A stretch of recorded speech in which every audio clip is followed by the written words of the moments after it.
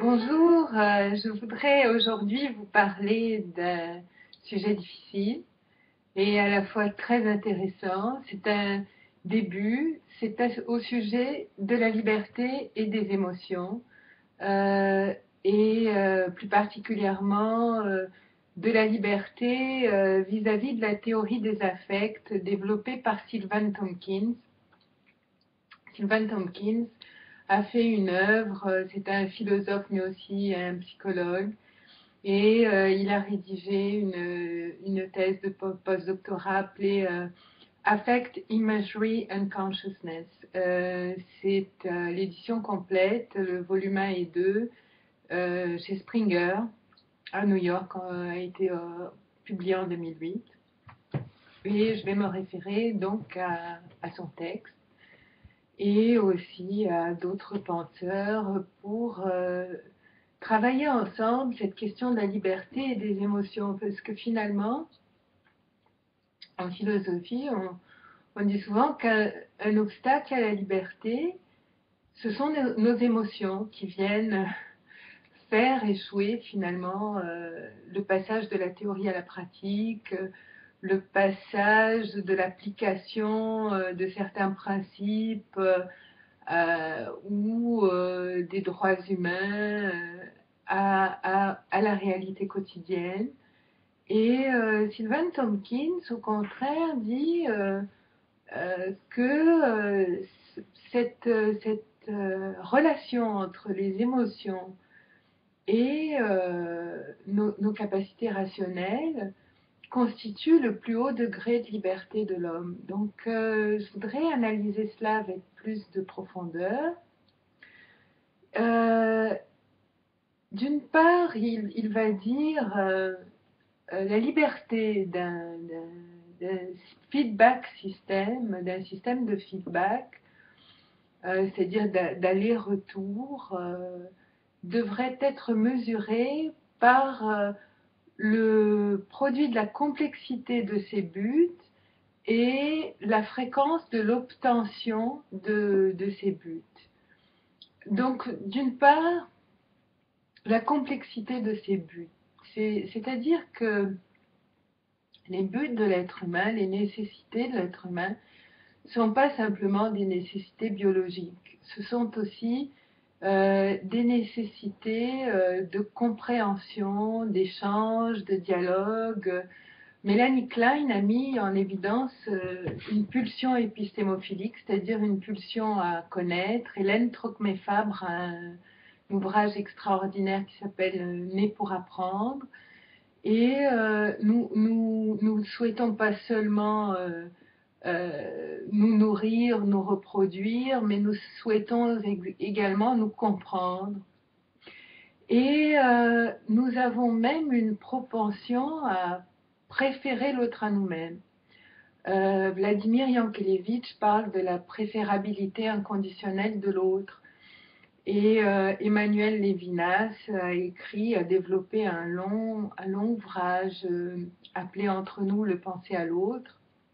Et donc, les buts humains peuvent être extrêmement complexes parce qu'ils peuvent être de l'ordre du désintérêt, pas d'un désintérêt d'absence d'intérêt, c'est-à-dire que l'absence d'intérêt peut nous conduire à la dépression, mais d'un intérêt, d'une priorité donnée à l'autre sur soi-même. C'est un petit peu le moment où la mère enlève le pain de sa bouche pour nourrir ses enfants, où certaines personnes dévouent 10 à 12 heures de leur journée pour les autres, que ce soit des médecins, des ingénieurs, des ouvriers du bâtiment, enfin bon. Mais ils sont dans un esprit d'œuvrer pour l'autre et même d'un oubli de soi-même. Et puis, donc c'est assez complexe. Et puis, on peut obtenir beaucoup de résultats lorsqu'on a une vie dévouée aux autres et une vie où on se situe finalement dans une condition d'interdépendance, de gratuité du don.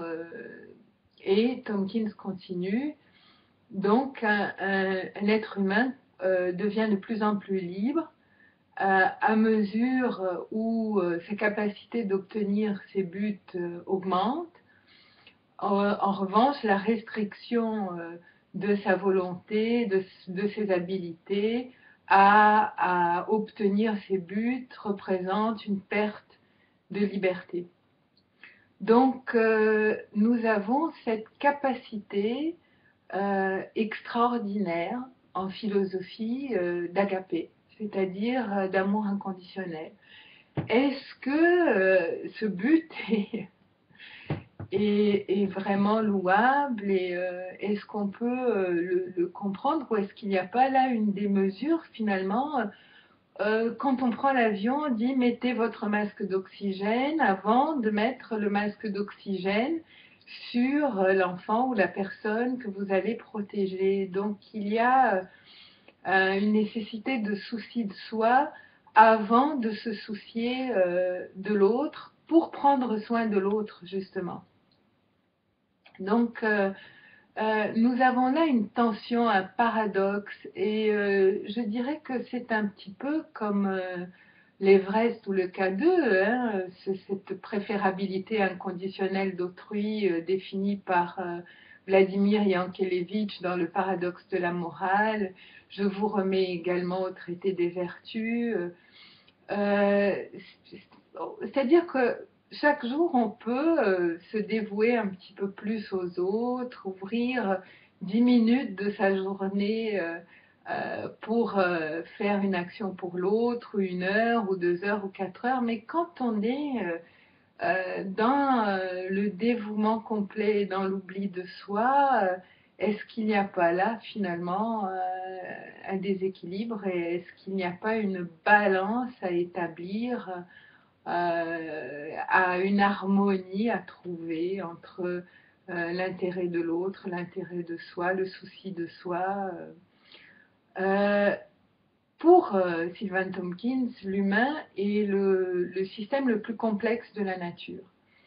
Et sa supériorité sur les animaux, les autres animaux, parce qu'il l'étudie comme un animal, mais un animal doué de conscience. Il y a une conséquence parce que sa supériorité vient de ses capacités analytiques complexes. Et il dit que ce mariage de la raison avec l'affect permet d'unir la clarté à la passion. Et la raison sans l'affect serait impuissante, et l'affect sans la raison serait aveugle. La combinaison de l'affect avec la raison garantit à l'homme le plus haut degré de liberté. C'est page 63 au chapitre 4 de Affect, Imagery and Consciousness. C'est une citation très profonde et qui implique d'une part la connaissance de ces émotions. La connaissance de ces émotions, que ce soit les émotions ou ces affects qui soient positifs ou négatifs, positifs comme la joie ou l'intérêt, négatifs comme la honte, la peur, la colère, la tristesse, l'angoisse, le dégoût, l'écœurement. La connaissance de ces émotions, d'une part, et là nous avons une œuvre très intéressante du docteur Brian Lynch, Knowing Your Emotions, connaître vos émotions, où il définit toutes ces émotions, et puis un outil mis au point par le docteur Brian Lynch pour travailler rationnellement avec ces émotions, c'est-à-dire, et quel est cet outil? Il s'agit d'une part de définir les conflits émotionnels auxquels on est soumis, donc définir le problème, le conflit émotionnel, évaluer ce conflit, voir ce qu'on peut faire à partir de ce conflit émotionnel et contrôler le conflit. Donc il y a une possibilité humaine, d'une part, vis-à-vis de ces émotions, de les écouter, d'être attentif, de les connaître et d'agir à partir des problèmes qu'elles vont nous poser. Parce que si elles viennent faire échouer des dispositifs rationnels d'apprentissage, des souhaits rationnels de cohérence, d'harmonie, de justice, de liberté, de droits humains, eh bien, il faut essayer de comprendre quel est le problème émotionnel qui est en train d'empêcher cet accès aux droits humains, par exemple. Et à partir de la définition du problème, évaluer quelles sont les causes du problème, comprendre ce qu'on peut faire pour résoudre le problème et contrôler le problème.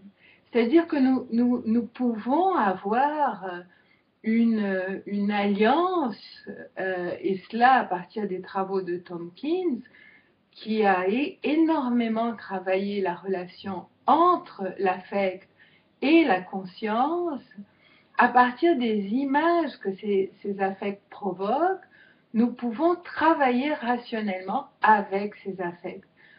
De ma part, c'est ce que j'ai appelé dans ma thèse de doctorat le risque de la pédagogie, la conscience du non intentionnel, au chapitre 5 de cette thèse.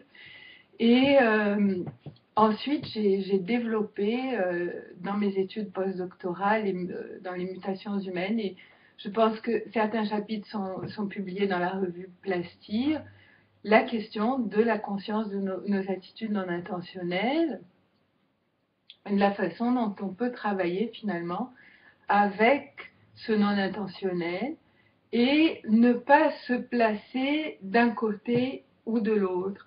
Et je reprends la formule de Tompkins, la raison sans l'affect serait impuissante. C'est-à-dire que si la raison n'était pas animée par la joie, par l'intérêt, ce serait une raison finalement creuse, mécanique, et puis l'affect sans la raison serait aveugle.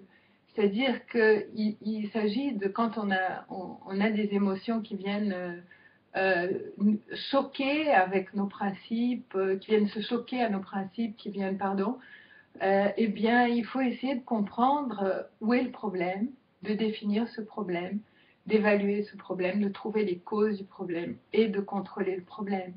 Donc, nous ne sommes pas impuissants devant des sentiments de honte, de peur, de dégoût, de tristesse, d'écœurement. Nous pouvons faire quelque chose de cette honte, de ce dégoût, de cette tristesse, de cet écœurement.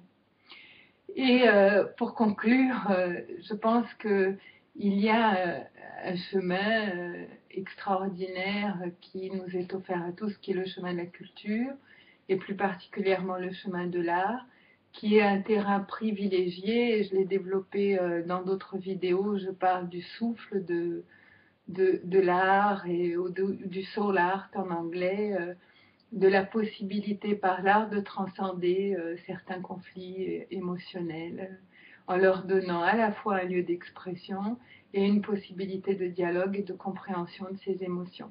Merci de votre attention et à très bientôt, je l'espère, dans un prochain vidéo.